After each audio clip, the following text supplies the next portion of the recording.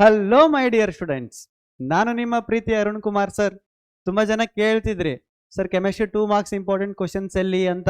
ನೀವು ಅಷ್ಟೇ ಅಲ್ಲದೆ ನೋಡಿ ಸಾಧು ಕೋಕಿಲ್ ಸರ್ ಕೂಡ ಕೇಳ್ತಿದ್ದಾರೆ sir chemistry 2 marks important questions ಎಲ್ಲಿ. ಸೊ ಅದಕ್ಕಾಗಿ ನಿಮಗೋಸ್ಕರ ತಂದಿದ್ದೀನಿ ಪಾರ್ಟ್ ಬಿ ಅಲ್ಲಿ ಬರೋ ಇಂಪಾರ್ಟೆಂಟ್ ಕ್ವಶನ್ಸ್, ಯಾವ್ದ್ಯಾವ್ದು 2 ಮಾರ್ಕ್ಸ್ ಇಂಪಾರ್ಟೆಂಟ್ ಕ್ವಶನ್ಸ್ ಇದಾವೆ ಅಂತ. ಸೊ ಟೋಟಲ್ ಪಾರ್ಟ್ ಬಿ ಅಲ್ಲಿ 5 ಕ್ವಶನ್ಸ್ ಇರುತ್ತೆ. Out of 5 we have to write any 3 of ದಮ್.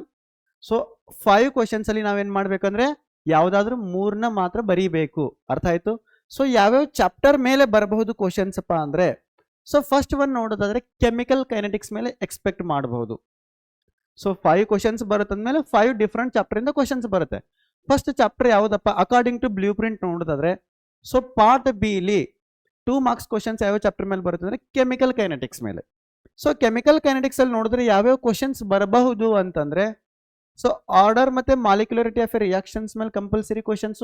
ಯಾವ ತರ ಅಂದ್ರೆ ಡಿಫ್ರೆನ್ಸ್ ಆದ್ರೂ ಕೇಳಬಹುದು, ಇಲ್ಲ ಅಂದ್ರೆ ಡೆಫಿನಿಷನ್ಸ್ ಆದ್ರೂ ಕೇಳಬಹುದು. ಡಿಫ್ರೆನ್ಶಿಯೇಟ್ ಬಿಟ್ವೀನ್ ಆರ್ಡರ್ ಅಂಡ್ ಮಾಲಿಕ್ಯುಲರಿಟಿ, ಇಲ್ಲ ಅಂದ್ರೆ ಡಿಫೈನ್ ಆರ್ಡರ್ ಅಂಡ್ ಮಾಲಿಕ್ಯುಲರಿಟಿ, ಎರಡು ಕೇಳೋ ಚಾನ್ಸಸ್ ಇರುತ್ತೆ, ಯಾವ್ದಾದ್ರು ಒಂದಾದ್ರು. ನೆಕ್ಸ್ಟ್ ರೇಟ್ ಲಾ ಬಗ್ಗೆ ಕೇಳ್ತಾರೆ. State rate law and write the SI unit of rate of reaction ಅಂತಾನು ಕೇಳಬಹುದು.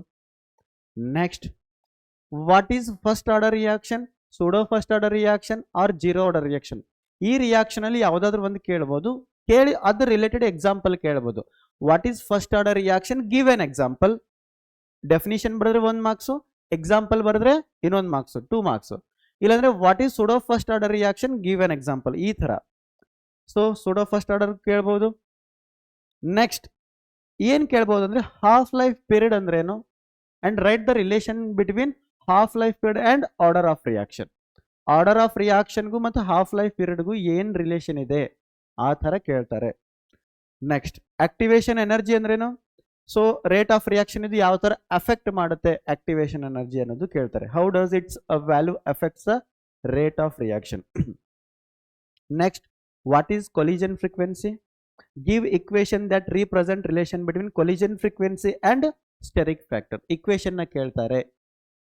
ನೆಕ್ಸ್ಟ್ ನೋಡೋದಾದ್ರೆ ಯಾವ ಕ್ವಶನ್ಸ್ ಕೇಳ್ಬೋದು ಅಂದ್ರೆ, ಫಾರ್ ದ ರಿಯಾಕ್ಷನ್, ಇದು ಆಕ್ಟಿವೇಟೆಡ್ ಕಾಂಪ್ಲೆಕ್ಸ್ ಡಯಾಗ್ರಾಮ್ ಬರೀತೇವಲ್ಲ ಕೆಮಿಕಲ್ ಕೈನೆಟಿಕ್ಸ್ ಅಲ್ಲಿ, ಸೊ ಅದ್ರ ಮೇಲೆ ಇದೆ. ಅದು ಕೂಡ ಏನು ಹೈಡ್ರೋಜನ್ ಗ್ಯಾಸು ಮತ್ತೆ ಅಯೋಡಿನ್ ಗ್ಯಾಸ್ ರಿಯಾಕ್ಷನ್ ತಗೊಂಡು ಸೊ ಈ ಕ್ವಶನ್ ನ ಎಕ್ಸ್ಪ್ಲೇನ್ ಮಾಡಕ್ ಹೇಳ್ತಾರೆ ಅವರು.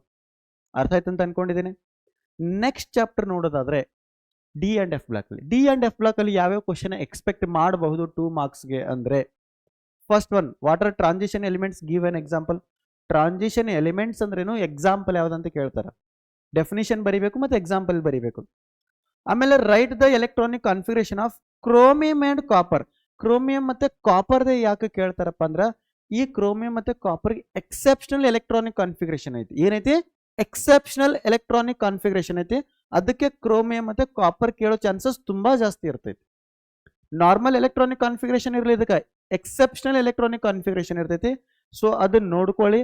ಸೊ ಈ ಕ್ರೋಮಿಯಂ ಮತ್ತೆ ಕಾಪರ್ ಕೇಳೋ ಚಾನ್ಸಸ್ ಏನೈತೆ ತುಂಬಾ ಹೈ ಇದೆ. Next, on what ground can you say that scandium is a transition element. Scandium transition element ಅದಂತ, but zinc is not a transition element, even it is a d block element. Reason ಕೇಳಕತ್ತಾರ ಅವರು, ಯಾಕೆ zinc transition element ಆಗಲ್ಲ, scandium transition element ಆಗ್ತೈತಿ ಅಂತ reason ಬರಿಬೇಕು. Transition element definition ಬರಿಬೇಕಲ್ಲಿ. ಅರ್ಥ ಆಯ್ತಾ? ಟ್ರಾನ್ಸಿಷನ್ ಎಲಿಮೆಂಟ್ ರಿಯಲ್ ಡೆಫಿನಿಷನ್ ಬರೆದ್ರಿ ಅಂದ್ರೆ ಆ ಡೆಫಿನಿಷನ್ ಇದಕ್ಕೆ ಏನಾಗ್ತೈತಿ, ಆನ್ಸರ್ ಆಗ್ತೈತಿ, reason. Next, Y do the transition element exhibit higher enthalpies of atomisation. So atomisation enthalpy ಏನಿರ್ತೈತಿ ಟ್ರಾನ್ಸಿಷನ್ ಎಲಿಮೆಂಟ್ಸ್ ಜಾಸ್ತಿ ಇರ್ತೈತಿ, ಯಾಕೆ ಜಾಸ್ತಿ ಇರ್ತೈತಿ ಅಂತ ಕೇಳ್ತಾರೆ. ಸೊ ಎಕ್ಸ್ಪ್ಲೇನ್ ಮಾಡಬೇಕು, ಅದನ್ನ ಎಕ್ಸ್ಪ್ಲೇನ್ ಮಾಡಿದ್ರೆ 2 ಮಾರ್ಕ್ಸ್ ಕಂಪ್ಲೀಟ್ ಆಗಿ ನಿಮ್ಗೆ ಸಿಗ್ತಾವ. Next, calculate the magnetic moment of titanium 3+. ಯಾವ್ದಾದ್ರು ಏನ್ ಕೊಡ್ಬೋದು, ಇದು ಟೈಟಾನಿಯಂ 3+ ಏನೋ ಒಂದು ಜಸ್ಟ್ ಎಕ್ಸಾಂಪಲ್. ಯಾವ್ದಾದ್ರು ಕೊಡ್ಬೋದು, ಸ್ಕ್ಯಾಂಡಿಯಂ ಕೊಡ್ಬೋದು, ಟೈಟಾನಿಯಂ ಕೊಡ್ಬೋದು, ವೆನಡಿಯಂ, ಕ್ರೋಮಿಯಂ ಯಾವ್ದಾದ್ರು ಕೊಡ್ಬೋದು. ಅರ್ಥ ಆಯ್ತಾ? ಮ್ಯಾಗ್ನೆಟಿಕ್ ಮೂಮೆಂಟ್ ನ ಕ್ಯಾಲ್ಕುಲೇಟ್ ಮಾಡಕ್ ಗೊತ್ತಿರಬೇಕು. ಮ್ಯಾಗ್ನೆಟಿಕ್ ಮೂಮೆಂಟ್ ನ ಕ್ಯಾಲ್ಕುಲೇಟ್ ಮಾಡಕ್ ಬರಬೇಕು ಅಂದ್ರೆ ನಿಮಗೆ ಅನ್ಪೇರ್ಡ್ ಎಲೆಕ್ಟ್ರಾನ್ ನ ಕ್ಯಾಲ್ಕುಲೇಟ್ ಮಾಡಕ್ ಬರಬೇಕು. ಅನ್ಪೇರ್ಡ್ ಎಲೆಕ್ಟ್ರಾನ್ ಕ್ಯಾಲ್ಕುಲೇಟ್ ಮಾಡಕ್ ಬರಬೇಕು ನಿಮಗಂದ್ರ ಸೊ ನಿಮಗೆ ಎಲೆಕ್ಟ್ರಾನಿಕ್ ಕಾನ್ಫಿಗರೇಷನ್ ಬರೆಯಕ್ ಬರಬೇಕು. ಅಗೇನ್ ಅಂಡ್ ಅಗೇನ್ ಹೇಳ್ತಿದ್ದೀನಿ, ಎಲೆಕ್ಟ್ರಾನಿಕ್ ಕಾನ್ಫಿಗರೇಷನ್ ಬರೆಯೋದು ತುಂಬಾ ಅಂದ್ರೆ ತುಂಬಾನೇ ಇಂಪಾರ್ಟೆಂಟ್. ಅದು ಕೂಡ D block elements, D and F ಬಲ್ಲಿ. ಅರ್ಥ ಆಯ್ತು? ನೆಕ್ಸ್ಟ್ ನೋಡಿದ್ರೆ transition elements forms colour compounds give 2 reasons. Transition elements ಏನ್ ಮಾಡ್ತಾವ, ಕಲರ್ ಕಾಂಪೌಂಡ್ ನ ಫಾರ್ಮೇಶನ್ ಮಾಡ್ತಾವ. ಯಾಕೆ? ನಾರ್ಮಲ್ ಎಲಿಮೆಂಟ್ ಕಂಪೇರ್ ಮಾಡಿದ್ರೆ ಟ್ರಾನ್ಸಿಷನ್ ಎಲಿಮೆಂಟ್ಸ್ ಏನ್ ಮಾಡ್ತಾವ, ಕಲರ್ ಕಾಂಪೌಂಡ್ ನ ಫಾರ್ಮೇಶನ್ ಮಾಡ್ತಾವ. ರೀಸನ್ ಕೇಳ್ತಾರ. ಎಲೆಕ್ಟ್ರಾನಿಕ್ ಟ್ರಾನ್ಸಿಷನ್ ಅದನ್ನೆಲ್ಲ ಏನ್ ಮಾಡ್ಬೇಕು, ಇಲ್ಲಿ ಎಕ್ಸ್ಪ್ಲೇನ್ ಮಾಡಿ ಬರೀಬೇಕು. Next, the transition metals and their compounds are known their for catalytic activity give 2 reasons. ನಾವು ಯೂಶುವಲಿ ಏನ್ ಮಾಡ್ತೀವಿ, ಯಾವ್ದಾದ್ರು ಒಂದು ಕೆಮಿಕಲ್ ರಿಯಾಕ್ಷನ್ ಮಾಡಬೇಕಾದ್ರೆ d block elements as a catalyst ಆಗಿ ಯೂಸ್ ಮಾಡ್ತೀವಿ, ಹೌದಾ? ಸೊ ನಾವು ಯಾಕೆ ಡಿ ಬ್ಲಾಕ್ ಎಲಿಮೆಂಟ್ಸ್ ನ ಕೆಟಲಿಸ್ಟ್ ಆಗಿ ಯೂಸ್ ಮಾಡ್ತೀವಿ ಅನ್ನೋದು ಕೇಳಕತ್ತಾರಲ್ಲಿ. ಅರ್ಥ ಆಯ್ತು? So next, write any 2 characteristics of interstitial compound. Interstitial compound characteristics ಕೇಳತ್ತಾರ, ಅದು ಕೂಡ 2. ಯಾಕಂದ್ರೆ ಇದು 2 ಮಾರ್ಕ್ಸ್ ಐತಿ, 2 ಕ್ಯಾರೆಕ್ಟರಿಸ್ಟಿಕ್ಸ್ ಕೇಳತ್ತಾರ. ಅರ್ಥ ಆಯ್ತು ಅಂತ ಅನ್ಕೊಂಡಿದ್ದೀನಿ. ನೆಕ್ಸ್ಟ್ ಕ್ವಶನ್ ನೋಡೋದಾದ್ರೆ, what are the composition of alloys. Alloys composition ಕೂಡ ಕೇಳ್ತಿದಾರ. ಸೊ ಏನಪ್ಪಾ ಅಂದ್ರೆ ಬ್ರಾಸ್ ಮತ್ತೆ ಬ್ರಾಂಜ್ ಕೇಳ್ತಾರ. ಬ್ರಾಸ್ ಏನಿರ್ತೈತಿ, ಕಾಪರ್ ಪ್ಲಸ್ ಜಿಂಕ್ ಇರ್ತೈತಿ. ಬ್ರಾಂಜ್ ಏನಿರ್ತೈತಿ, ಕಾಪರ್ ಪ್ಲಸ್ ಟಿನ್. ಇದ್ರದ್ದು ಕಾಂಪೋಸಿಷನ್ ಬರೆದ್ರೆ 1 ಮಾರ್ಕ್ಸ್, ಇದ್ರದ್ದು ಕಾಂಪೋಸಿಷನ್ ಬರೆದ್ರೆ 1 ಮಾರ್ಕ್ಸ್. ಅರ್ಥ ಆಯ್ತಾ? ನೆಕ್ಸ್ಟ್ ನೋಡೋದಾದ್ರೆ, what is lanthanide contraction. So lanthanide contraction ಬಗ್ಗೆ ಡೈರೆಕ್ಟ್ ಕ್ವಶನ್ಸ್ ಕೇಳಿದರೆ, how lanthanide contraction is influence on covalent nature of D block element. So lanthanide contraction ಯಾವ ತರ ಡಿ ಬ್ಲಾಕ್ ಎಲಿಮೆಂಟ್ಗೆ ಕೋವಲೆಂಟ್ ನೇಚರ್ನ ತಂದು ಕೊಡ್ತೈತಿ ಅಂತ ಕೇಳ್ತಾರೆ. ಅರ್ಥ ಆಯ್ತು? ಲ್ಯಾಂಥನೈಡ್ ಕಾಂಟ್ರಾಕ್ಷನ್ ಮೇಲೆ ತುಂಬಾ ಕ್ವಶನ್ಸ್ ನಾವು ಎಕ್ಸ್ಪೆಕ್ಟ್ ಮಾಡಬಹುದು. ಅರ್ಥ ಆಯ್ತು ಅಂತ ಅನ್ಕೊಂಡಿದ್ದೀನಿ. ನೆಕ್ಸ್ಟ್ ನೋಡೋದಾದ್ರೆ, halo alkane haloarene. So physical chemistry 1 chapter, ಇನ್ಆರ್ಗ್ಯಾನಿಕಲಿ 1 ಚಾಪ್ಟರ್ ಆಯ್ತು. ಸೊ ಟೋಟಲ್ 5 ಕ್ವಶನ್ಸ್ ಇದಾವೆ ಅಂದ್ರೆ 5 ಚಾಪ್ಟರ್ಸ್. ಇವಾಗ ಹ್ಯಾಲೋ ಅಲ್ಕೆನ್ ಹ್ಯಾಲೋರಿನ್ ಮೇಲೆ ಯಾವ್ಯಾವ ಕ್ವಶನ್ಸ್ ಕೇಳಬಹುದು.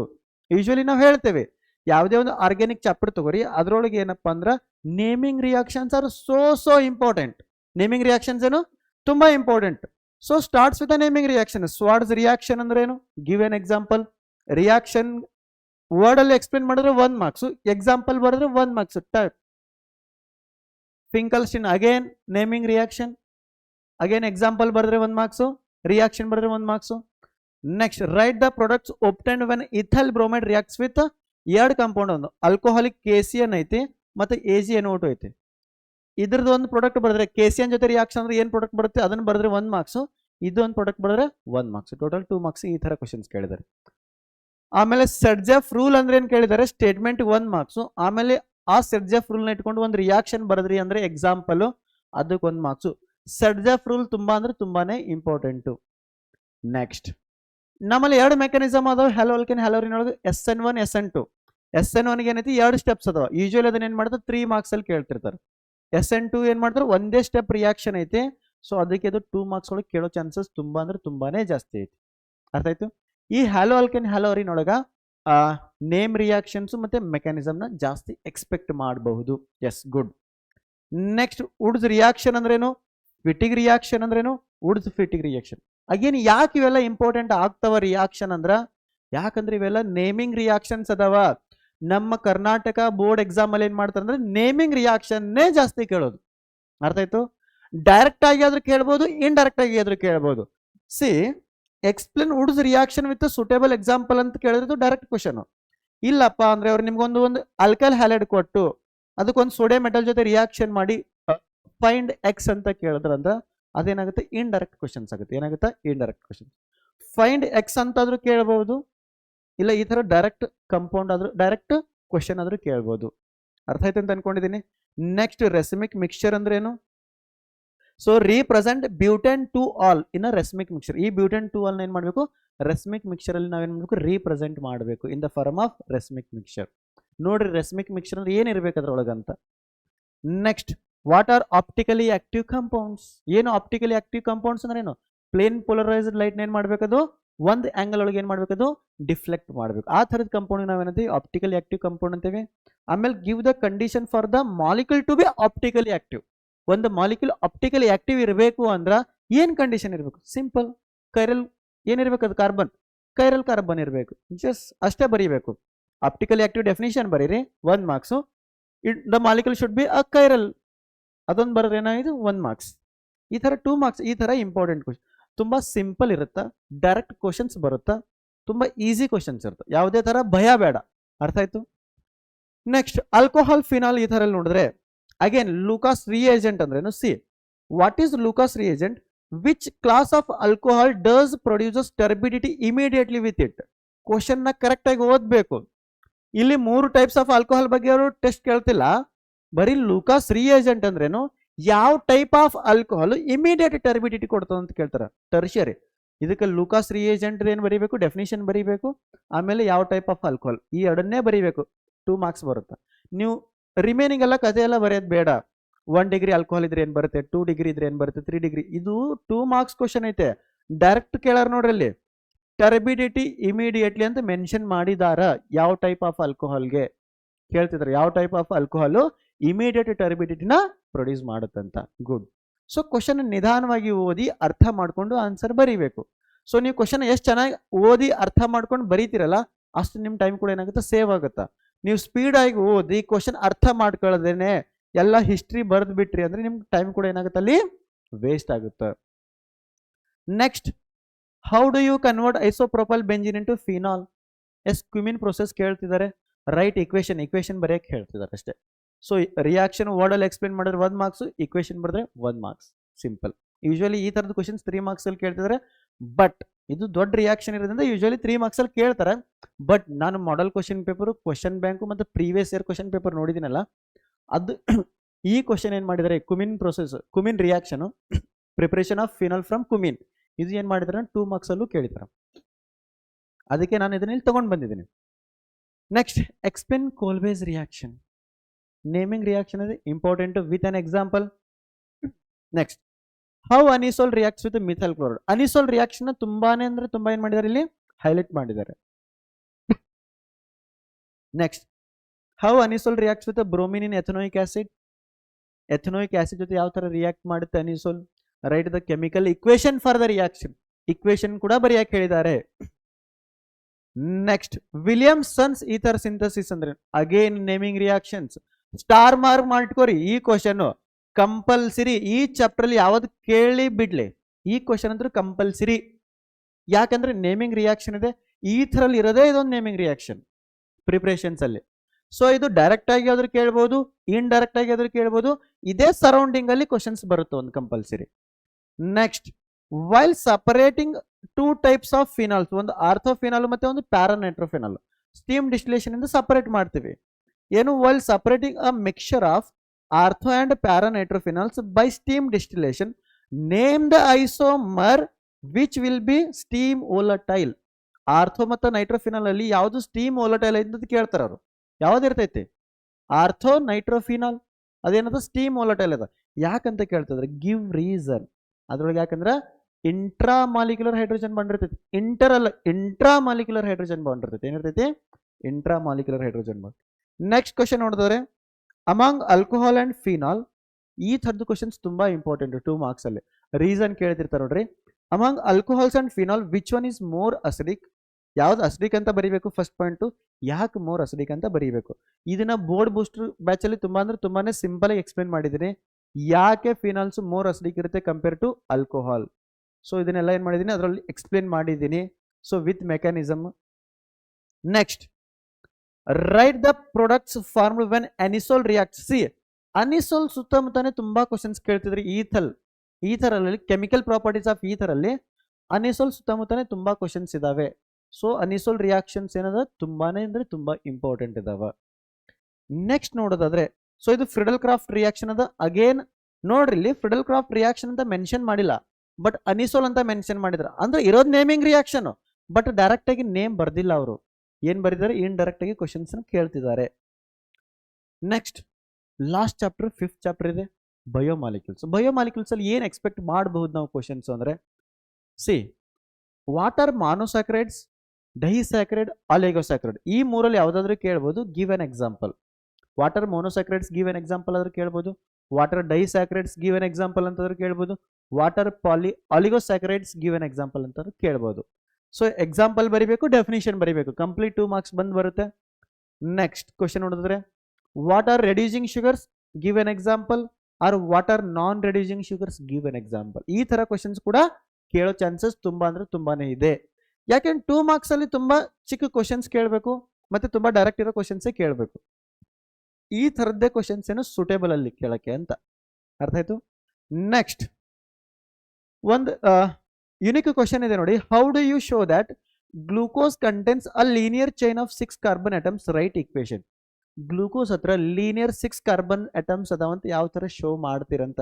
ಅದಕ್ಕೊಂದು ಸ್ಪೆಷಲ್ ರಿಯಾಕ್ಷನ್ ಇದೆ, ಹೌದಾ? ಆ ಸ್ಪೆಷಲ್ ರಿಯಾಕ್ಷನ್ ವರ್ಡ್ ಅಲ್ಲಿ ಎಕ್ಸ್ಪ್ಲೇನ್ ಮಾಡಿ ಆಮೇಲೆ ಏನ್ ಮಾಡಬೇಕು ಅಂದ್ರೆ ಅದಕ್ಕೆ ಇಕ್ವೇಶನ್ ಅಲ್ಲಿ ಬರೀಬೇಕು. ವರ್ಡ್ ಅಲ್ಲಿ ಎಕ್ಸ್ಪ್ಲೇನ್ ಮಾಡ್ತಿರಲ್ಲ 1 ಮಾರ್ಕ್ಸ್, ಇಕ್ವೇಶನ್ ಅಲ್ಲಿ ಬರೆದ್ರೆ ಅಗೇನ್ 1 ಮಾರ್ಕ್ಸ್. ಈ ತರ ಇದೆ ನೋಡಿ. ಸೊ ಒಂದು ಗ್ಲೂಕೋಸ್ ಅಲ್ಲಿ ಯಾವ್ಯಾವ ಮಾಲಿಕ್ಯೂಲ್ಸ್ ಇದಾವೆ, ಅದ್ರ ಸ್ಟ್ರಕ್ಚರ್ ಏನು, ಸ್ಟ್ರಕ್ಚರಲ್ ಎಲ್ಯುಸಿಡೇಷನ್ ಆಫ್ ಗ್ಲೂಕೋಸ್ ಅಲ್ಲಿ ಓದ್ತೀವಿ ನಾವು. ಅದರಲ್ಲಿ ಎಷ್ಟು OH ಗ್ರೂಪ್ಸ್ ಇದಾವೆ, ಎಷ್ಟು ಕಾರ್ಬನ್ ಇದಾವೆ, ಕಾರ್ಬನ್ ಅರೇಂಜ್ಮೆಂಟ್ ಏನಿದೆ, ಫಂಕ್ಷನಲ್ ಗ್ರೂಪ್ ಯಾವ್ಯಾವ್ದಿದೆ. ಸೊ ಆ ಸ್ಟ್ರಕ್ಚರಲ್ ಎಲ್ಯುಸಿಡೇಷನ್ ಆಫ್ ಗ್ಲೂಕೋಸ್ ಅಲ್ಲಿ ಇದು ಕೂಡ ಒಂದು ರಿಯಾಕ್ಷನ್ ಇದೆ. ಆ ರಿಯಾಕ್ಷನ್ ಅವ್ರು ಕೇಳ್ತಿರೋದು. ಅರ್ಥ ಆಯ್ತು ಅನ್ಕೊಂಡಿದ್ದೀನಿ. ನೆಕ್ಸ್ಟ್ ಅಗೇನ್ ಈ ಟೈಪ್ ಆಫ್ ಕ್ವಶನ್ಸ್ ಇದೆಲ್ಲ, write the Haworth structure. It's a very very very important. So ಏನಿಲ್ಲ, ತುಂಬಾ ಸಿಂಪಲ್ ಇದೆ. 3 ಮೊನೋಸ್ಯಾಕ್ರೈಡ್ಸ್ ಇದಾವೆ, 2-3 ಆಲಿಗೋಸ್ಯಾಕ್ರೈಡ್, ಡೈಸ್ಯಾಕ್ರೈಡ್ಸ್ ಇದಾವೆ. ಮೊನೋಸ್ಯಾಕ್ರೈಡ್ ಮತ್ತೆ ಡೈಸ್ಯಾಕ್ರೈಡ್ ಸ್ಟ್ರಕ್ಚರ್ಸ್ ಮಾತ್ರ ಕೇಳೋದು ಅವರು. ಅರ್ಥ ಆಯ್ತಾ? ತುಂಬಾ ಕಾಂಪ್ಲೆಕ್ಸ್ ಸ್ಟ್ರಕ್ಚರ್ಸ್ ಎಲ್ಲ ಕೇಳಲ್ಲ. ಅಮೈಲೋ ಸ್ಟ್ರಕ್ಚರ್ ಬರೀರಿ, ಅಮೈಲೋ ಪೆಕ್ಟಿನ್ ಸ್ಟ್ರಕ್ಚರ್ ಬರೀರಿ, ಸೆಲ್ಯುಲೋ ಸ್ಟ್ರಕ್ಚರ್ ಬರೀರಿ, ಈ ತರ ಡಿಫಿಕಲ್ಟ್ ಕ್ವಶನ್ಸ್ ಕೇಳಲ್ಲ.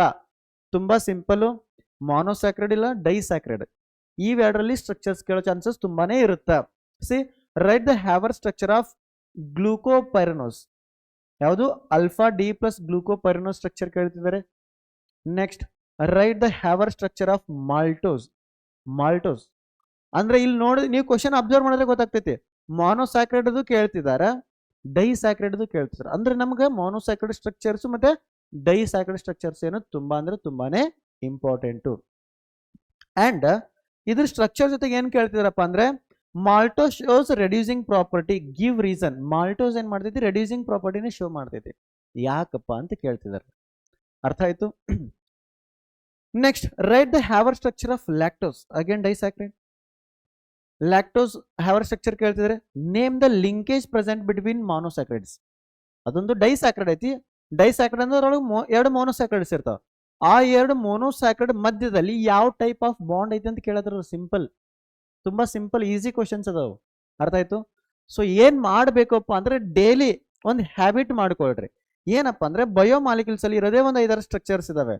1-3 ಮೊನೋಸ್ಯಾಕ್ರೈಡ್ ಸ್ಟ್ರಕ್ಚರ್ಸ್, 1-2-3 ಡೈಸ್ಯಾಕ್ರೈಡ್ ಸ್ಟ್ರಕ್ಚರ್. ಡೈಲಿ ಪ್ರಾಕ್ಟೀಸ್ ಮಾಡಬೇಕು. ಡೈಲಿ ಅದೊಂದು ಹ್ಯಾಬಿಟ್ ಮಾಡ್ಕೊಂಡ್ಬಿಡಿ. ಸೊ ಈ 6 ಸ್ಟ್ರಕ್ಚರ್ ಬರೆಯಕ್ಕೆ, 5 to 6 ಸ್ಟ್ರಕ್ಚರ್ ಬರೆಯಕ್ಕೆ ನಿಮಗೆ ಮ್ಯಾಕ್ಸಿಮಮ್ 30 ಮಿನಿಟ್ಸ್ ಆಗುತ್ತೆ, 30 ನಿಮಿಷ. ನೀವು ಪ್ರಾಕ್ಟೀಸ್ ಮಾಡ್ತಾ ಹೋದ್ರೆ ಅಂದ್ರೆ ಬರೀ 10 ನಿಮಿಷದಲ್ಲೇ ಮುಗಿದು ಹೋಗ್ಬಿಡುತ್ತೆ ಅದು. ಅರ್ಥ ಆಯ್ತಾ? ಈ ತರ ನೀವು ಹ್ಯಾಬಿಟ್ ಏನ್ ಮಾಡ್ಕೋಬೇಕು, ಸ್ಟಾರ್ಟ್ ಮಾಡ್ಕೋಬೇಕು.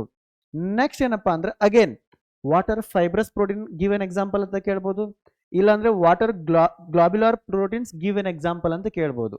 ಇಲ್ಲಪ್ಪ ಅಂದ್ರೆ write any 2 difference between fibrous protein or globular proteins ಅಂತ ಕೇಳಬಹುದು. Write any 2 difference between fibrous protein and globular proteins ಅಂತ ಕೇಳಬಹುದು. ಈ ತರ ಕೇಳಿದಾಗ ಡಿಫರೆನ್ಸ್ ಯಾವ ತರ ಬರೀಬೇಕು ಎಕ್ಸಾಮ್ ಅಲ್ಲಿ ಅಂದ್ರೆ, ಫಸ್ಟ್ ಡೆಫಿನಿಷನ್ ಬರೀಬೇಕು. ಅದಕ್ಕೆ ಫೈಬ್ರಸ್ ಪ್ರೋಟೀನ್ ಅಂದ್ರೆ ಏನು, ಗ್ಲಾಬ್ಯುಲರ್ ಪ್ರೋಟೀನ್ ಅಂದ್ರೆ ಏನು, ಅದ್ರ ಕೆಳಗಡೆ ಎಕ್ಸಾಂಪಲ್ ಬರೀಬೇಕು, ಇಷ್ಟೇ. ನೆಕ್ಸ್ಟ್ ಏನಪ್ಪಾ ಅಂದ್ರೆ write the Haworth structure of sucrose. Sucrose Haworth structure ಕೇಳ್ತಿದ್ದಾರೆ ನೋಡಿ. ಹಾಗೆ ಏನಿಲ್ಲ, ಸಿಂಪಲ್. ಇದರೊಳಗೆ ಕೇಳದೆ 3 ತರ ಕೇಳ್ತಿದ್ದಾರೆ. ಒಂದು ಡೆಫಿನಿಷನ್ಸ್ ಟೈಪ್, ಮತ್ತೆ ಇನ್ನೊಂದು ಸ್ಟ್ರಕ್ಚರ್, ಇನ್ನೊಂದು ಡಿಫರೆನ್ಸ್. ನೈಟ್ ಸಿ ನೆಕ್ಸ್ಟ್ ನೋಡೋದಾದ್ರೆ ಅಮೈಲೋಸ್ ಮತ್ತೆ ಅಮೈಲೋ ಪೆಕ್ಟಿನ್ ಡಿಫರೆನ್ಸ್ ಕೇಳ್ತಿದ್ದಾರೆ. ಏನ್ ಕೇಳ್ತಿದ್ದಾರೆ? ಅಮೈಲೋಸ್ ಮತ್ತೆ ಅಮೈಲೋ ಪೆಕ್ಟಿನ್. ತುಂಬಾ ಈಸಿ ಇದೆ difference.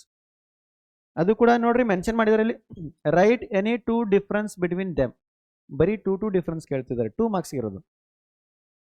Next what R essential amino acids and ಮತ್ತೆ ನಾನ್ ಎಸೆನ್ಷಿಯಲ್ ಅಮಿನೋ ಆಸಿಡ್ಸ್. ಬರೀ ಡೆಫಿನಿಷನ್ ಕೇಳ್ತಿಲ್ಲ, ವಿತ್ ಎಕ್ಸಾಂಪಲ್. ಯಾವ ತರಪ್ಪ ಅಂದ್ರೆ what are essential amino acids, give an example. ಈ ತರ ಕೇಳ್ಬೋದು. 2 ಕ್ವಶನ್ಸ್ ಕೇಳಲ್ಲ. What are essential and non essential amino acids, give example for each of them. ಯಾಕಂದ್ರೆ ಅದ್ರೊಳಗೆ 4 ಆನ್ಸರ್ ಆಗ್ಬಿಡ್ತೈತಿ. ಸೊ 2 ಮಾರ್ಕ್ಸ್ ಅಂದ್ರೆ ಬರೀ 2 ಕ್ವಶನ್ಸ್ ಕೇಳಬೇಕು. What are amino acids, give an example. ಈ ತರ ಅಷ್ಟೇ. ಅರ್ಥ ಆಯ್ತಾ? ಎಸೆನ್ಷಿಯಲ್ ಆದ್ರೂ ಕೇಳ್ಬೋದು, ಇಲ್ಲಾಂದ್ರೆ ನಾನ್ ಎಸೆನ್ಷಿಯಲ್ ಆದ್ರೂ ಕೇಳ್ಬೋದು. Next what is peptide bond. Peptide bond ಅಂದ್ರೆ ಏನ್ ಕೇಳ್ಬೋದು, ಆರ್ ಪೆಪ್ಟೈಡ್ ಲಿಂಕೇಜ್ ಅಂದ್ರೆ ಕೇಳ್ಬೋದು. Give an example for dipeptide link. ಒಂದು ಎಕ್ಸಾಂಪಲ್ ಕೇಳ್ತಾರೆ ಡೈಪೆಪ್ಟೈಡ್ಗೆ. ಅರ್ಥ ಆಯ್ತು? Next write the any 2 nitrogenous bases present in both DNA and RNA. ಯಾವ್ದಾದ್ರು ಎರಡು ನೈಟ್ರೋಜನ್ ಬೇಸ್ ಅದಲ್ಲ ನಮ್ಮ ಹತ್ರ ATGS adenine thymine guanine cytosine. So ಈ 4 ನೈಟ್ರೋಜನ್ ಬೇಸ್ ಅಲ್ಲಿ ಅದು 2 ನೈಟ್ರೋಜನ್ ಬೇಸ್ DNA ಒಳಗೂ ಇರಬೇಕು, RNA ಅಲ್ಲೂ ಇರಬೇಕು. ಈ ತರ ಕ್ವಶನ್ಸ್ ಕೇಳ್ಬೋದು. ಇಲ್ಲಪ್ಪ ಅಂದ್ರೆ ಇನ್ನೊಂದು ಏನು ಕೇಳ್ಬೋದು ಅಂದ್ರೆ give an example of nitrogen base which is present in DNA not in RNA. ಈ ಥರನಾದ್ರೂ ಕೇಳ್ಬೋದು. ಅರ್ಥ ಆಯ್ತು? ಸೊ ಇಷ್ಟು ಏನು ಪಾರ್ಟ್ ಬಿ ಇಲ್ಲಿ ನಾವು ಕ್ವಶನ್ಸ್ನ ಎಕ್ಸ್ಪೆಕ್ಟ್ ಮಾಡಬಹುದು. ಸೊ ನಾನು ಹೇಳೋದಿಷ್ಟೇ, ಈ ಎಲ್ಲ ಕ್ವಶನ್ಸ್ನ ಒಂದ್ಸಲ ಏನು ಮಾಡಿ ಪರ್ಫೆಕ್ಟ್ ಆಗಿ ಪ್ರಾಕ್ಟೀಸ್ ಮಾಡಿ. ನೀವು ಈ ಕ್ವಶನ್ನ ಪರ್ಫೆಕ್ಟ್ ಆಗಿ ಪ್ರಾಕ್ಟೀಸ್ ಮಾಡಿದ್ದೆ ಆದಲ್ಲಿ ನಿಮ್ಮ ಪಾರ್ಟ್ ಬಿಲಿ ಔಟ್ ಆಫ್ ಮಾರ್ಕ್ಸ್ ಏನು ಮಾಡ್ಬೋದು, ಈಸಿಯಾಗಿ ಎಕ್ಸ್ಪೆಕ್ಟ್ ಮಾಡ್ಬೋದು. ಸೊ ಟೋಟಲ್ 5 ಚಾಪ್ಟರ್ಸ್ನ ನಾವು ನೋಡಿದ್ದೀವಿ. ಕೆಮಿಕಲ್ ಕೈನೆಟಿಕ್ಸ್, D&F ಬ್ಲಾಕ್, ಮತ್ತೆ hello alkane ಹ್ಯಾಲೋರಿನ್, alcohol phenol ether, ಮತ್ತೆ ಬಯೋಮಾಲಿಕ್ಯೂಲ್ಸ್. ನಾನು ಹೇಳೋದು ಸಿಂಪಲ್ ಇಷ್ಟೇ, ಈ ಕ್ವಶನ್ಸ್ನ ಪ್ರಾಕ್ಟೀಸ್ ಮಾಡಲು ಮರೆಯದಿರಿ, ಮರೆತು ನಿರಾಶರಾಗಿದ್ದೀರಿ. ಇಷ್ಟೇ ಸಿಂಪಲ್. ಸೊ ಸಿಗೋಣ ನೆಕ್ಸ್ಟ್ ಕ್ಲಾಸಲ್ಲಿ. ಲೈಕ್ ನಿಮಗೆ ಇನ್ನೂ ಏನೇನು ಬೇಕು. ಸೊ ನೀವು ತುಂಬ ಜನ ಕೇಳಿದ್ರಿ 2 ಮಾರ್ಕ್ಸ್ ಇಂಪಾರ್ಟೆಂಟ್ ಕ್ವಶನ್ಸ್ ಕೊಡಿ ಅಂತ. ಸೊ ನಿಮ್ಮ ಮುಂದೆ 2 ಮಾರ್ಕ್ಸ್ ಇಂಪಾರ್ಟೆಂಟ್ ಕ್ವಶನ್ಸ್ ತಂದಿದ್ದೀನಿ. ನಿಮಗೂ ಇನ್ನೂ ಏನೇನು ಬೇಕು ಏನು ಮಾಡಿ ಅಂದರೆ ಕಮೆಂಟ್ ಸೆಕ್ಷನಲ್ಲಿ ತಿಳಿಸಿ. ಸರ್ ನಮಗೆ 3 ಮಾರ್ಕ್ಸ್ ಬೇಕು, ನ್ಯೂಮೆರಿಕಲ್ಸ್ ಬೇಕು, ನಿಮಗೆ ಏನೇನು ಟಾಪಿಕ್ಸ್ ಬೇಕು, ಏನೇನು ಕಾನ್ಸೆಪ್ಟ್ ಬೇಕಲ್ಲ ಕಮೆಂಟಲ್ಲಿ ತಿಳಿಸ್ತಾ ಇರಿ. ಸಿಗೋಣ ನೆಕ್ಸ್ಟ್ ವಿಡಿಯೋದಲ್ಲಿ. Bye bye, take care.